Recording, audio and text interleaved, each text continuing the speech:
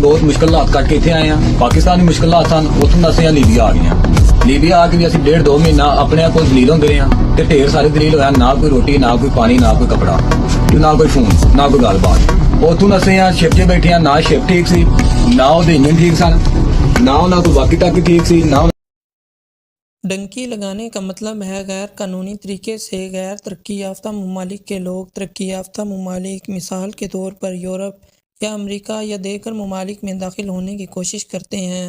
ये अमल ना सिर्फ गैर कानूनी है बल्कि इंतहाई ख़तरनाक और जानलेवा भी साबित हो सकता है।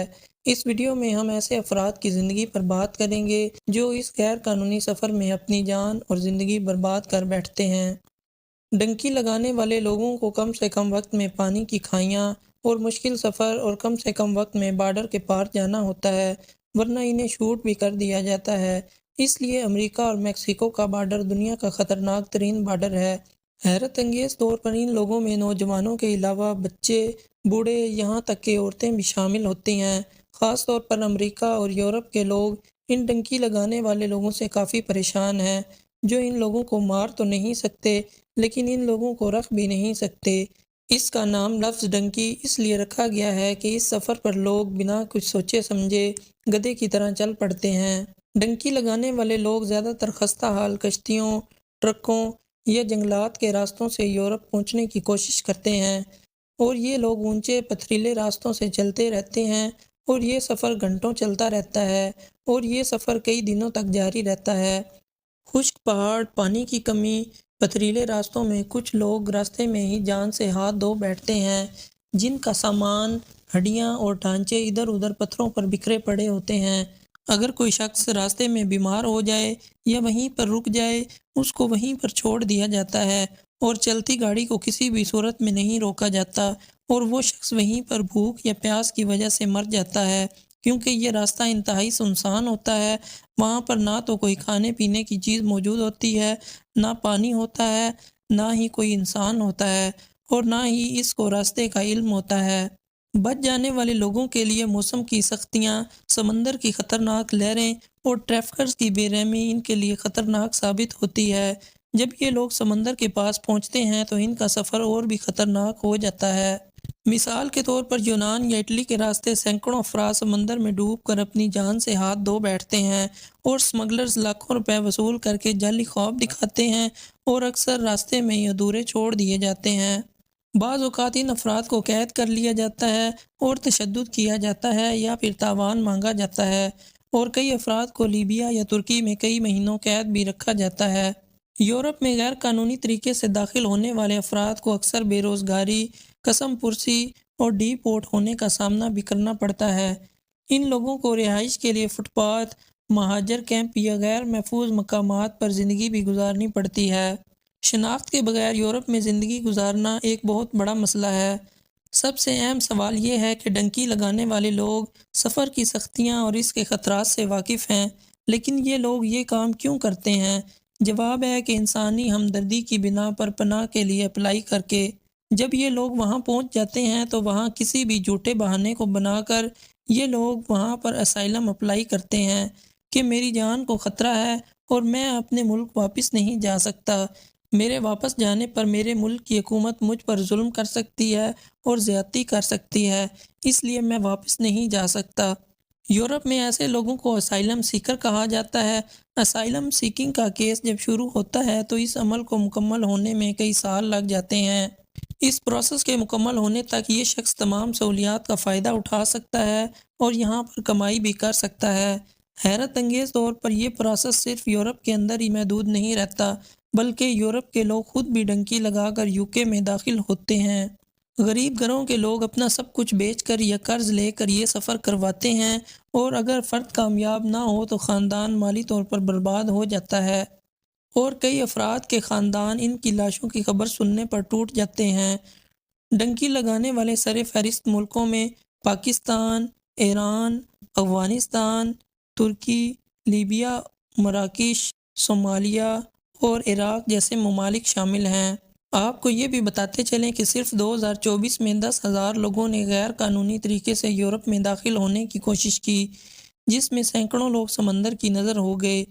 2023 کے دوران یونان کے ساحل کے قریب 350 پاکستانیوں کو لے جانے والی کشتی الٹ گئی تھی، جسے بحر اوقیانوس کی سب سے ہلاکخیز واقعات میں شمار کیا جاتا ہے۔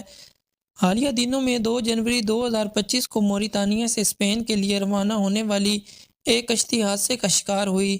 تارکین وطن کی حقوق کی تنظیم واکنگ بارڈر سے منسلک ہیلینا میلینو کا کہنا ہے کہ تارکین وطن کو لے جانے والی اس کشتی میں 86 تارکین وطن سوار تھے، جن میں سے 66 پاکستانی تھے۔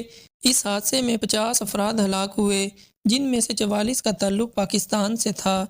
زندگی اور موت کا یہ کھیل صرف ایک دن جاری نہیں رہا، بلکہ 10 سے 15 دن تک جاری رہا، جہاں لوگوں کی آنکھیں نوچ نوچ کر مارا گیا۔ یہ افراد غیر قانونی طریقے پر یورپ پہنچنے کی کوشش کر رہے تھے اور اس دوران انہیں شدید مشکلات کا سامنا کرنا پڑا۔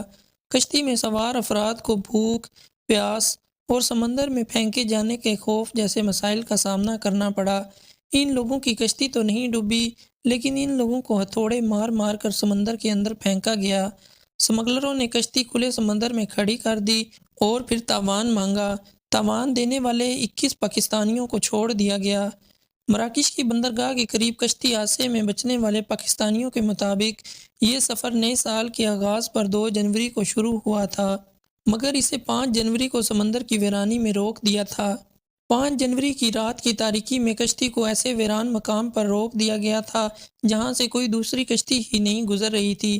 اس کے بعد سمگلروں نے کچھ لوگوں کو ایک دوسری کشتی میں سوار کیا، جس پر باقی مسافروں کی سمگلروں سے تلخ کلامی ہوئی۔ سمگلروں نے کشتی پر موجود سردی گرمی سے بچانے والی ترپال، کپڑے، کھانے پینے کی اشیاء، موبائل سب کچھ چھین لیا اور کشتی کو اس مقام پر بند کر کے دوسری کشتی میں بیٹھ کر چلے گئے۔ بچ جانے والے لوگوں نے بتایا کہ سمگلروں نے کشتی کو لاک کیا ہوا تھا، وہ پانی کی سطح پر خود چل بھی نہیں سکتی تھی، بس تھوڑا بہت ادھر ادھر ہوتی تھی۔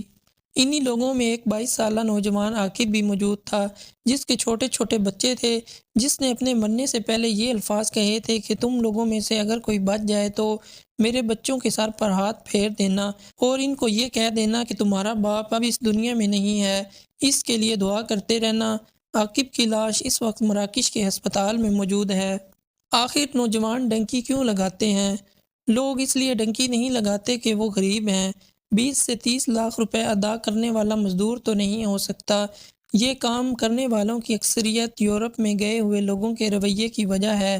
ڈنکی لگانے والوں میں 80% کا تعلق کھاریاں، منڈی باولدین، گجرات، گوجرانوالا یا اس کے دیہاتوں کے لوگ شامل ہوتے ہیں، جو مکمل طور پر جاہل ہوتے ہیں، اور یہ ایجنٹ اسی چیز کا فائدہ اٹھاتے ہیں اور ان سے لاکھوں روپے لے کر رازداری سے یہ سفر کرواتے ہیں۔ یورپ سے واپس آنے والے یورپ کے رہائشی ان مخصوص علاقوں میں اپنی دولت کی نمود و نمائش کرتے ہیں اور شادیوں میں ہیلی کاپٹر کرائے پر لیتے ہیں، بارات میں پاؤنڈ، یورو، ڈالر اڑائیں گے اور اس کے علاوہ سمارٹ فون پھینکیں گے، سلے اور ان سلے کپڑے پھینکیں گے، جدید اسلحے سے فائرنگ کریں گے اور مقامی M P A M N A کو بلائیں گے۔ شادی میں بڑے شہروں سے سنگرز کو بلائیں گے اور یوٹیوبرز جن میں اردو پوائنٹ اور ڈیلی پاکستان والے، وہ ان پر ویڈیوز بنائیں گے۔ یوں ایک ماحول بنا دیا جاتا ہے۔ یہ سب کچھ دیکھ کر ایک نوجوان پڑھنے یا پاکستان میں کام کرنے کو ترجیح ہی نہیں دیتا۔ والدین سے 2 کنال زمین بکوا کر ڈنکرز کے ہتھے چڑھ جاتا ہے اور یوں پاکستان سے ایران، ایران سے ترکی اور ترکی سے موت کا سفر شروع ہو جاتا ہے، اور اس سے آگے جانے والے بہت ہی آگے چلے جاتے ہیں اور اپنے پیچھے آنسو اور پچھتاوا چھوڑ جاتے ہیں۔ اس کے لیے ڈنکی شارٹ کٹ اور آسان راستہ ہوتی ہے، کیونکہ محض 1 سال پہلے ڈنکی پر پہنچنے والے اس گاؤں کے کسی فرد کے گھر جب یورو آتے ہیں، کچے سے پکے مکان بنتے ہیں اور موٹر سائیکل سے گاڑی کا سفر طے ہوتا ہے، تو لامحالہ یہ تحریک کسی بھی موٹیویشنل سپیکر کی تقریر سے زیادہ کام کرتی ہے، اور لوگوں کا جب تک کمپلیکس ختم نہیں ہوتا آپ ڈنکی نہیں روک سکتے۔ اب یونان ایجنٹس نے نئے ملک اور نئے راستے دریافت کر لیے ہیں جہاں سے ڈنکی لگائی جا سکتی ہے۔ ان ممالک میں اب لوگ پاکستان سے پہلے دبئی کا ویزا لگواتے ہیں، اس کے بعد لیبیا اور لیبیا سے آگے نکل جاتے ہیں۔ تعلیم، ہنر اور محنت کے ذریعے اپنے خواب پورے کیے جا سکتے ہیں۔ یورپ جانے کے لیے ہر قسم کے ویزوں کی کیٹیگری موجود ہے، جس میں تھوڑا سا وقت لگتا ہے۔ جتنے پیسے یہ لوگ ہتھیا لیتے ہیں، اتنے ہی پیسے یا اس سے تھوڑے سے زیادہ پیسے لیگل طریقے سے جانے میں لگتے ہیں۔ افسوس کہ یہ لوگ ایسے ان لیگل طریقوں کو اپنا کر اپنی جان سے ہاتھ دھو بیٹھتے ہیں، اپنی اور اپنے خاندان کی زندگی برباد کر بیٹھتے ہیں۔ یہ ویڈیو لوگوں کو آگاہی دینے کے لیے بنائی گئی ہے کہ وہ ڈنکی لگانے کے غیر قانونی راستے کے خطرات کو سمجھیں اور بہتر راستہ اپنائیں۔ اگر آپ کو ہماری یہ ویڈیو پسند آئے تو ویڈیو کو لائک کریں اور اپنی قیمتی رائے کا اظہار کمنٹ سیکشن میں ضرور کریں۔ ویڈیو دیکھنے کا شکریہ۔ مزید دلچسپ اور انفارمیٹیو ویڈیوز دیکھنے کے لیے ہمارے چینل کو سبسکرائب کریں۔ اللہ حافظ۔